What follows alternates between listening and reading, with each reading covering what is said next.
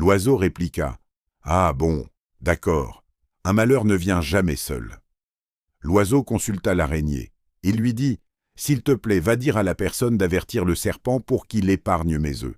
Chaque fois que je ponds un œuf, il l'avale. Chaque fois que je ponds un œuf, il l'avale. » L'araignée répondit: « Moi, toute toile que je fabrique la nuit dans la case, la personne la défait quand elle se réveille.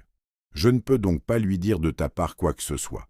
Va voir un autre. » L'oiseau alla voir le chien et lui dit: « Chien, nous sommes tous dans la case. Je voudrais que tu dises à la personne d'avertir le serpent pour qu'il cesse d'avaler mes œufs, car un malheur ne vient jamais seul. » Le chien lui répondit: « Moi, je garde la maison de la personne toute la nuit, mais quand son repas est prêt, je n'ai à ronger que les restes laissés par les enfants.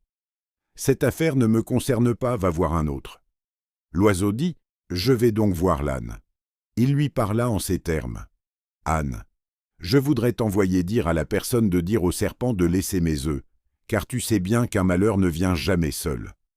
La paix préserve le bon voisinage. » L'âne lui répondit: « Tu sais que la personne m'accable de fardeau, et en plus, elle se met derrière moi et me frappe avec son bâton. Et qu'est-ce qu'un âne vient faire dans une querelle opposant un oiseau et un serpent? Va voir un autre. Je n'irai pas lui dire quoi que ce soit parce qu'elle ne m'aime pas. Elle est mon ennemie. » L'oiseau alla trouver le coq lui dit: « Moi, la personne, c'est mon chant qui l'attire de son sommeil, mais quand elle reçoit un étranger, elle ordonne qu'on m'attrape et qu'on m'égorge. La personne est mon ennemi.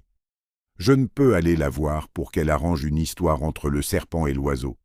Ça ne me concerne pas, va voir un autre. » L'oiseau dit: « C'est bon, un malheur ne vient jamais seul, et seule la paix préserve le bon voisinage.